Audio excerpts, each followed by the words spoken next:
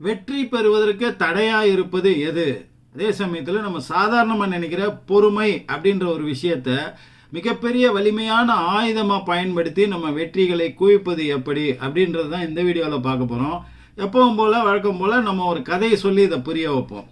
ஒரு ஆள் ஒரு துறவி கிட்ட போய் கேட்குறான், இந்த மாதிரி நான் கடினமாக உழைக்கிறேன், கடினமாக முயற்சி பண்ணுறேன், என் திறமைகள் அத்தனையும் நான் பயன்படுத்துகிறேன், நான் மிக திறமையானவன், அந்த திறமையை ஒரு நாளைக்கு மற்றவங்க எவ்வளோ செய்கிறாங்களோ அதை விட மிக அதிகப்படியான வேலைகளை நான் செய்கிறேன், ஆனாலுமே சாதாரணமாக செய்கிறவங்களுக்கு கிடைக்கிற வெற்றி கூட எனக்கு கிடைக்க மாட்டேங்குது, நான் எங்கே தப்பு பண்ணுறேன், என்ன பிரச்சனை அப்படின்னு அவன் கேட்கும்போது அந்த துறவி புரிஞ்சிக்கிறார் அவனோட வீக்னஸ் என்னன்றது.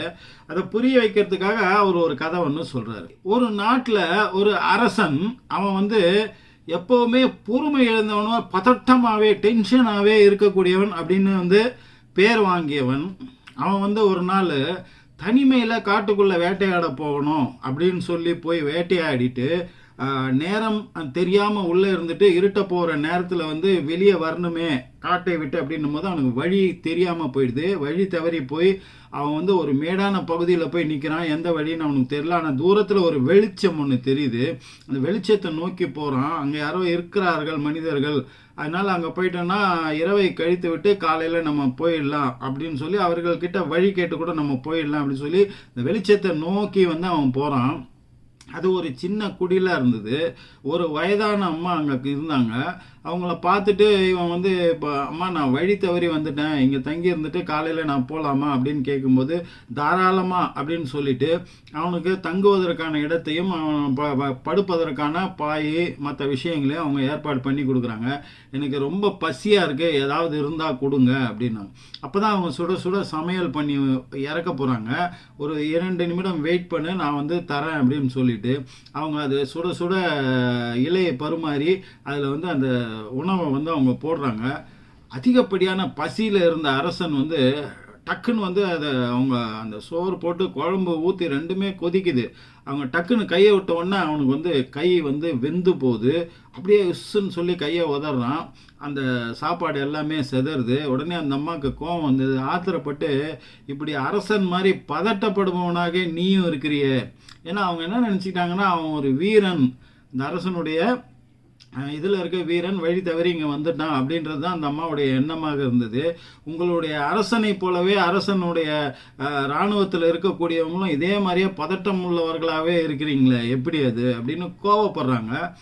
அரசனுக்கு ஒன்றும் புரியல. இப்போ நீங்கள் என்ன சொன்னீங்க, அரசன் பதட்டமானவனா, எப்படி எந்த விதத்தில் சொல்கிறீங்கன்னு.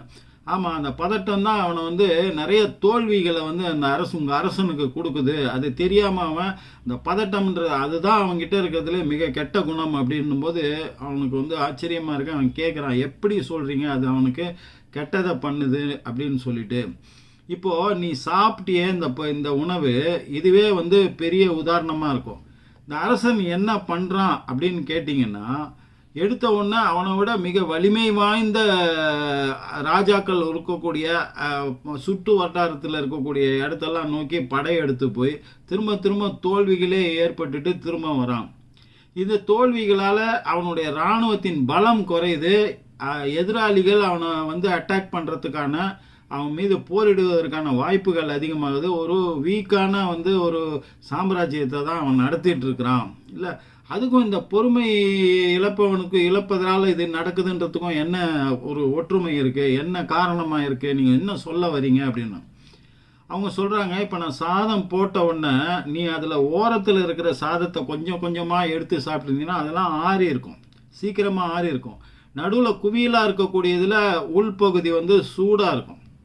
இந்த அடிப்படை அறிவே இல்லாமல் நீ எடுத்த உடனே நடுப்பகுதியில் கொண்டு போய் கையை வச்சு உள்ளே விட்டனால அதுக்கு உன் கையை சூடு பண்ணி பதம் பார்த்து விட்டது. அதனால் நீ உதறனால உன்னுடைய சாதமும் விரயமாயிருச்சு. இதே மாதிரி தான் அரசனும் இந்த மாதிரி சுற்றி இருக்கிற சிறிய சிறிய ஊர்கள், சிறிய சிறிய விஷயங்களை அவன் படையெடுத்தான்னா அங்கே போரே அதிகபட்சமாக நடக்காது. அவங்க சரண்டர் ஆகிடுவாங்க, அவங்க சமாதானத்துக்கு வந்துடுவாங்க. அவங்களோட இராணுவத்தை தன்னோட இராணுவத்தோட இணைச்சிக்கிட்டு, அவங்களோட ராஜ்யத்தை தன்னோட ராஜ்யத்தை இணைச்சிக்கிட்டு, இதை விரிவுபடுத்திக்கிட்டே போய் இராணுவ பலத்தை அதிகமாக்கிட்டு அப்புறமா தன்னை விட வலிமையான தனக்கு இணையான பெரிய ராஜ்யங்களின் மீது படையெடுத்தால் வெற்றி நிச்சயமாக கிடக்கும், இழப்பு கம்மியாக இருக்கும். அதே மாதிரி தான் இது சிறுக சிறுக அப்படியே சாப்பிட்டுக்கிட்டே வரும்போது நடுவில் உள்ளதை கொஞ்சம் கொஞ்சமாக இறக்கி சாப்பிட்றதுக்குள்ளே அது ஆறி போயிடும். அப்புறமா மொத்தமாக அந்த சாப்பாடு மொத்தத்தையும் நம்ம சாப்பிட முடியுன்றது தான் இங்கே வந்து இதன் மூலம் சொல்லக்கூடிய விஷயம். இதே தான் வந்து ராஜாவும் அங்கே பண்ணணும். ஆனால் அது பண்ணாமல் பதட்டத்தில் டக்கு டக்குன்னு எல்லா ராஜ்யத்தையும் பிடிச்சி பெரிய பேர் வாங்கி பெரிய சாம்ராஜ்யமாக அதை வந்து ஆக்கணுன்ற ஒரு விஷயத்தால் இழப்பு தான் ஜாஸ்தியாகுது. பொறுமை அப்படின்றது மட்டும் நம்ம ராஜாவுக்கு இருந்ததுன்னா மிகப்பெரிய சக்கரவர்த்தியாக அவர் வாழ்வார் என்பது நிச்சயம் அப்படின்றது சொல்கிறாங்க. ராஜாவுக்கு மிகப்பெரிய விஷயம் வந்து புரிஞ்சு போன மாதிரி, இதுக்கு தான் வந்து நம்ம தொலைஞ்சு போனோமா, இந்த பிரபஞ்சம் நம்மளை தொலைய வச்சு காட்டுக்குள்ளே தனியாக வேட்டையாட வந்ததுலேருந்து ஆரம்பித்து தொலைஞ்சு போனதில் ஆரம்பித்து இந்த அம்மாவை பார்க்க ஆரம்பித்து சாப்பிட ஆரம்பித்து அதில் கை சூடாகி அதுலேருந்து ஒரு விஷயம் நமக்கு உணர்த்தப்படுவதற்கு இந்த பிரபஞ்சம் எப்படி சொல்லுது பார்த்தீங்களா, இண்டிகேஷன். ஸோ உன்னுடைய தோல்விக்கான காரணம் என்னன்றது அவனுக்கு தெரிஞ்சு போச்சு இல்லையா. இனிமேல் அவன் வந்து சிறப்பான ஆட்சியை வந்து செஞ்சு நல்ல பெரிய சாம்ராஜ்யமாக அவனை தான் உருவாக்கினான். இந்த கதையை வந்து இந்த துறவி வந்து அந்த நபர்கிட்ட சொல்லி, இந்த பொறுமை அப்படின்றது வந்து மிகப்பெரிய விஷயம், நம்ம சாதாரணம்னு நினைக்கிறோம். உன்னுடைய வீக்னஸுமே வந்து இந்த பொறுமை அப்படின்றது தான்.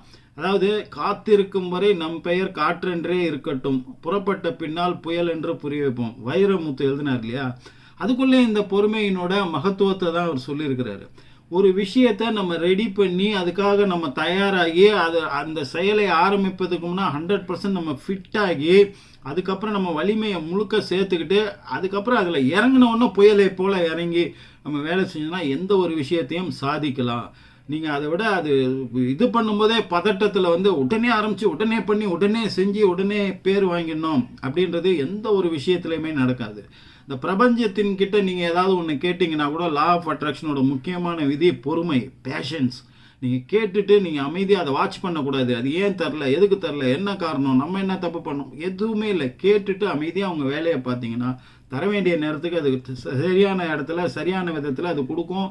நீங்கள் உங்களை செயல்களை செய்வதன் மூலமாக அது நீங்கள் பொறுமை என்பது உங்களுடைய வாழ்க்கை துணையை தேடுவதில் ஆரம்பித்து உங்கள் வேலையை செய்வதில் ஆரம்பித்து இன்னும் எத்தனையோ விஷயங்களில் நீங்கள் கொஞ்சம் பொறுமையாக இருந்து எல்லா விஷயங்களையும் யோசித்து பண்ணிங்கன்னா சரியான துணையை தேர்ந்தெடுப்பதில் ஆரம்பித்து சரியான வியாபாரத்தை தேர்ந்தெடுப்பதில் ஆரம்பித்து சரியான வேலையை செலக்ட் பண்ணுவதில் ஆரம்பித்து சரியான விதத்தில் அப்ளை பண்ணுவது செயலாற்றுவது எல்லாத்துலேயுமே ஒரு திட்டம் போடுவதற்கும் மற்ற பல்வேறு விஷயங்களுக்கும் இந்த பொறுமை வந்து உங்களுக்கு மிகப்பெரிய ஆயுதமாக உங்களுக்கு பயன்படும் அப்படின்றத வந்து நம்ம புரிஞ்சிக்கிறதே இல்லை.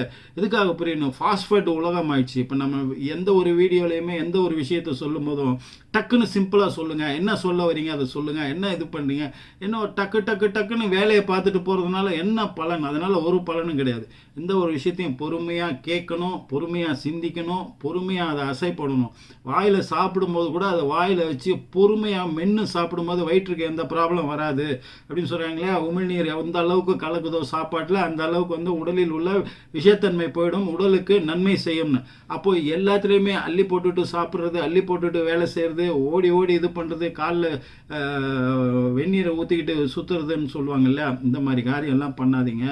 எந்த அளவுக்கு பொறுமையை நீங்கள் கடைபிடிக்கிறீர்களோ அந்த அளவுக்கு வெற்றி உங்களுக்கு கிடைப்பதோடு மட்டுமல்லாமல் தோல்வி உங்ககிட்ட வராது அப்படின்றது மட்டுமல்லாமல் எந்த பிரச்சனைகளையும் சிக்கல்லையும் நீங்கள் போய் மாட்டிக்காமல் இருப்பீங்க.